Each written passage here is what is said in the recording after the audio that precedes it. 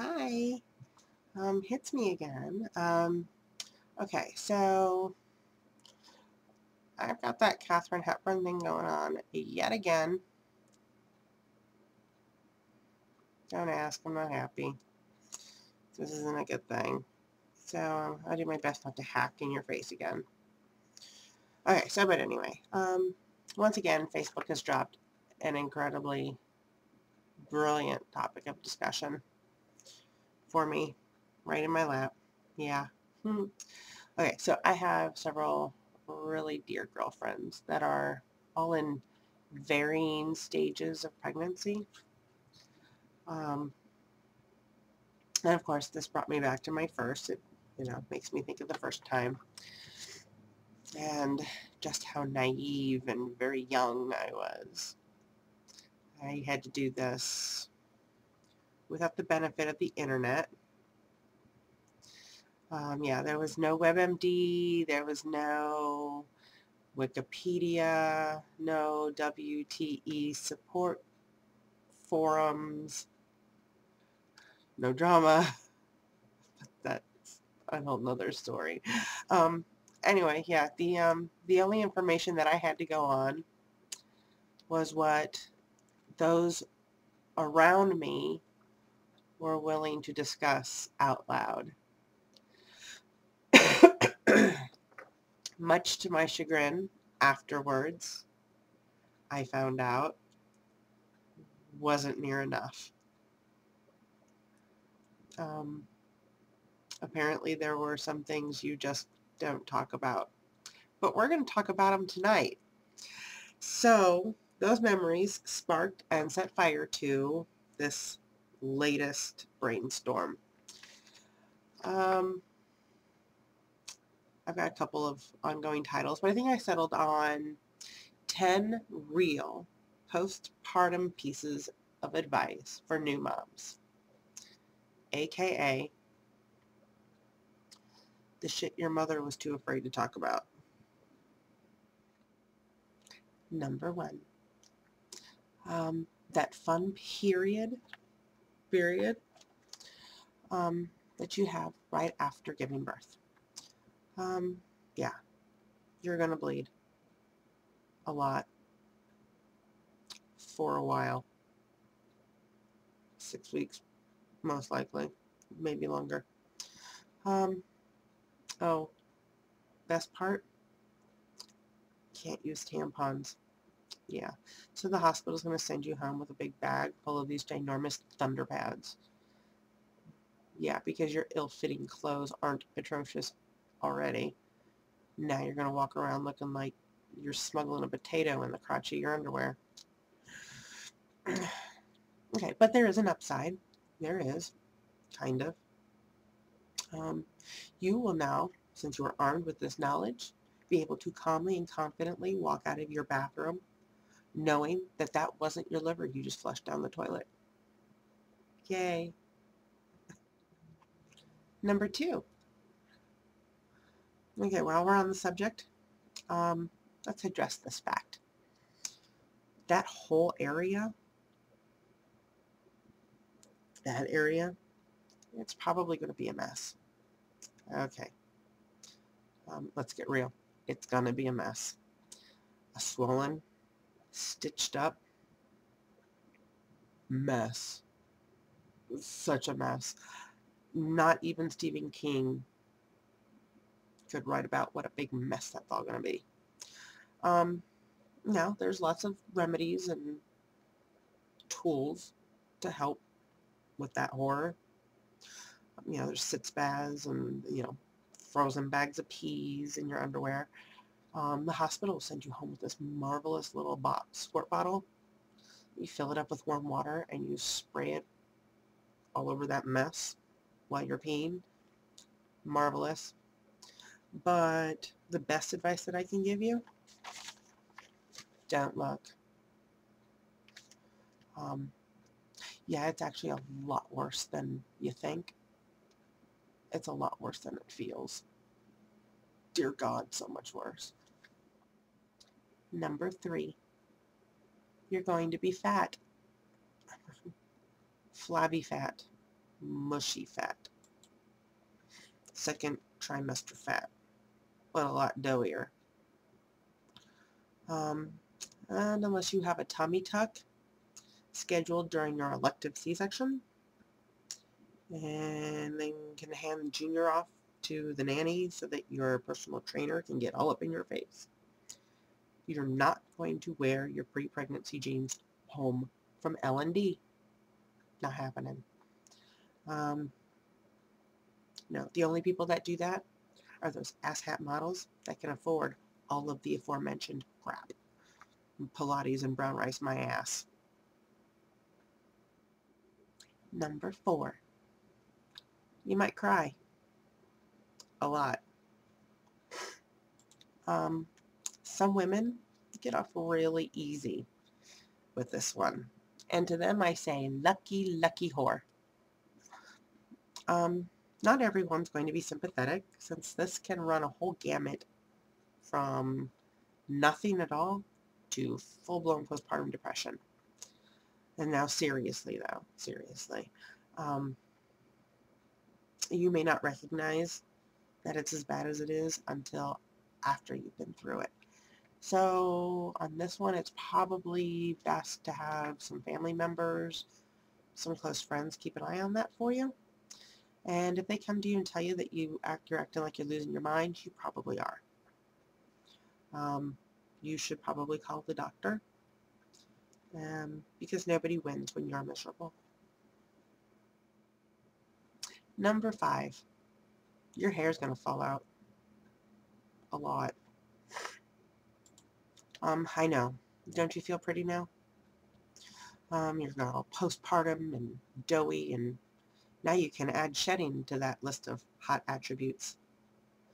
And you were all excited about those luscious locks. I'm sorry, Cinderella, the party's over. The hair fairy would like her progesterone back, and with it, she's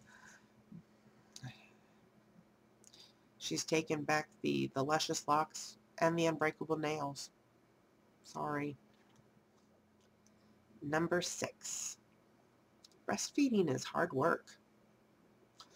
At least at first. It might be difficult beyond your consultation, ergo the 10 minutes of being stared at and judged by a lactation consultant while you struggle to figure out which of the 45 positions in the 3-leaf pamphlet works best for you. Now, the good news is that if you can get over that hump, your milk comes in well, and baby latches on perfectly, it's a pretty maintenance-free parenting technique. You're never going to forget lunch on the countertop. That's always a plus. But don't brag. Don't brag. You're liable to be beaten to death with a Graco stroller by hormonal moms at the park. Number 7. You may find yourself hating your husband, boyfriend, significant other. We're going to call him husband. It's just easier to say for me. Either way, I have 2 theories. 1, babies look like their fathers when they're first born, so that fathers are convinced that they're theirs and they don't walk out.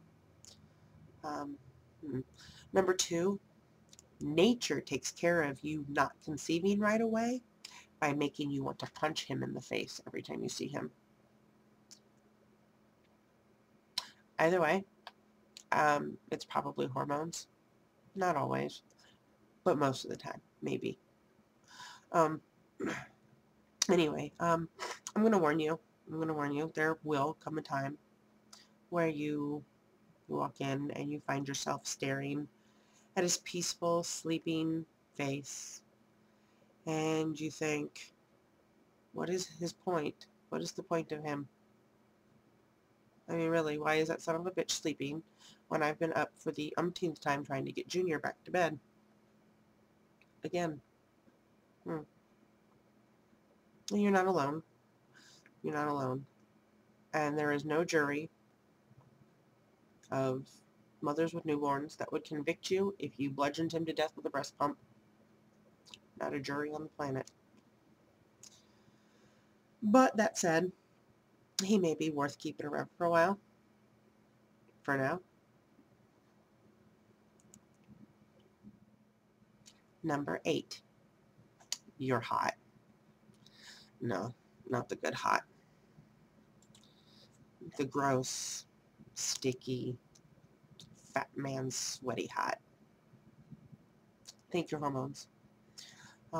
They're to blame for the hot flashes and for your feeling like a high noon whore. Yeah, nothing so sexy like an extra 20 pounds of dough, stomach, hair loss by the handfuls, and walking 4 steps but looking like you just chased after the city bus. Hot. I'm going to add that to my theory of nature's birth control, though. Yeah. Number 9. Wait for it. Boobs. Give the men a couple of minutes to stop giggling. Ha ha ha. Okay. Now that that's out of the way, this is a horrible, serrated, double-edged sword. Yeah, do you remember when you were pregnant and bloated and you had cankles and you were worried that your husband would never want to have sex with you again? Yeah. First time baby sleeps through a feeding, that will erase all doubt. I promise. Forever. Yeah. You remember when you stumbled across that fetish website when you were Googling I pee when I sneeze? That's why your husband's looking at you the same way he looks at Jenna Jameson.